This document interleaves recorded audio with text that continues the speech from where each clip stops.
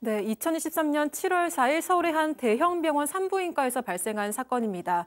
피해자는 사건 전날 이 병원에서 자궁 내막 용종 제거술을 받았는데요. 퇴원하는 날 아침 이 수술 부위에 소독을 받으러 진료실에 갔습니다. 진료실에는 천장부터 바닥까지 이어지는 커튼이 쳐져 있었고요. 그날은 거의 항상 열려 있던 이 복도 쪽의 진료실 출입문도 닫혀 있었다고 합니다. 그리고 진료실에는 의사와 피해자 단 둘만 있었다고 합니다.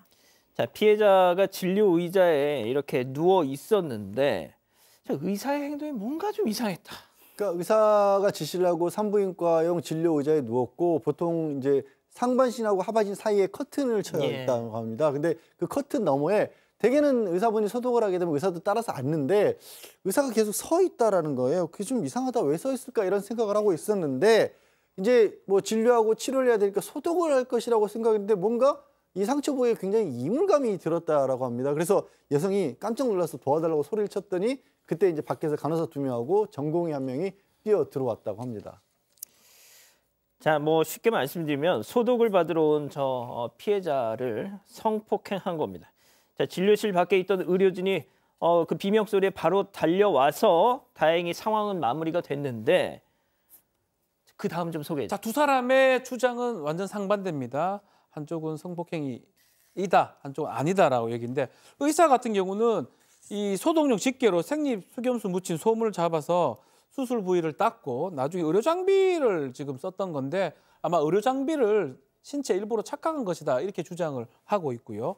그렇지만 피해자 입장에서는 아니 이 사람 신체 일부를 목격했다. 그리고 자기는 산부인과 진료를 많이 받았기 때문에 의료 장비하고 이런 것들을 착각할 이유도 없다라고 얘기를 하고 있습니다. 다만 이 진료실은 의사하고 피해자 단둘이만 있었습니다. 또 진료실에 특성상 CCTV가 없었기 때문에 사건 이 당시를 직접 목격한 사람은 없었습니다.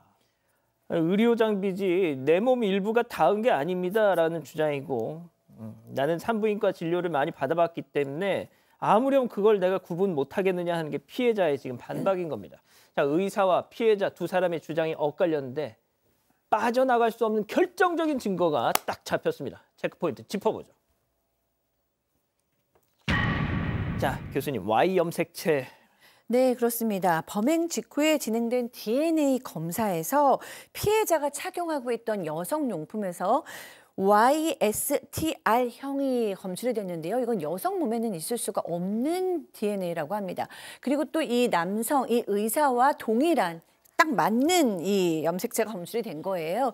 그런데다가 또 이 의사의 신체에서도 피해자와 혼합된 DNA형이 검출이 됐습니다. 그러니까 뭐 이거는 과학 수사의 결론이기 때문에 뭐 완벽한 증거가 되는 거죠. 피해 여성한테 Y 염색체가 존재하지를 않는데 이제 본인은 아무 관련이 없다라고 주장한다고 이제 더 이상 변명이 되는 상태가 아닌 겁니다.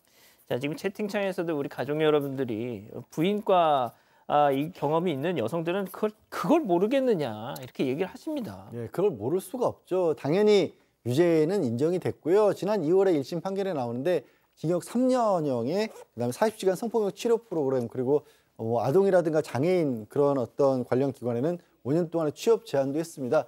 재판부의 판결도 우리 시청자분들이 주는 의견하고 같습니다.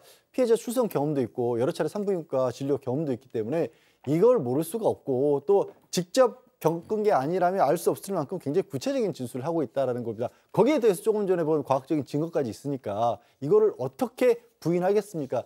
그리고 좀 의사라는 어떤 지위와 상태를 이용해서 저지른 범죄이기 때문에 죄질도 아주 좋지 않다라고 얘기를 했는데 그런데도 징역 3년이 나왔어요. 그거는 이제 형사처벌받은 다른 전력도 없고 뭐 학력이라든가 피해자의 관계라든가 이런 것들을 고려해서 양형을 결정했다고 하는데 한 가지 저는 좀 의아한 부분이 되게 성범죄 같은 경우는 신상정보 공개를 하지 않습니까? 그럼요. 이제 그게 뭐 완전히 대중에게 공개하는 건 아니고 알림이 서비스. 알림이 서비스를 하는데 신상정보를 공개해서는 안 될 특별한 사정이 있다면서 이 부분 면제를 내줬습니다. 박 변호사님, 네. 특별한 무슨 사정이 있죠? 의사인가요?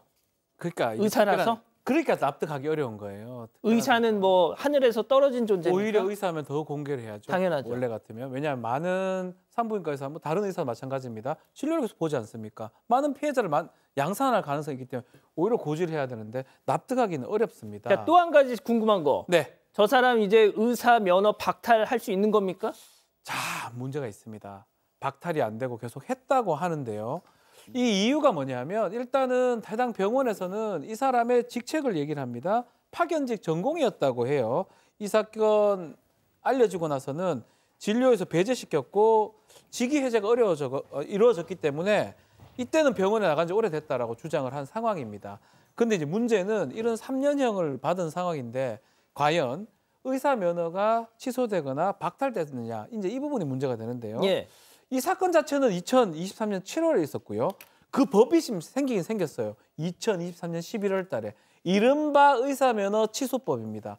금고 이상을 받았을 때 의사면허를 취소시키는 이 법. 만들어지긴 만들어졌는데 이 법이 만들어지기 전인 7월 달에 이 성폭행 사건이 일어났습니다. 하하. 그렇기 때문에 이 이유로 이 사람을 의사면허를 취소시킬 수는 없고요.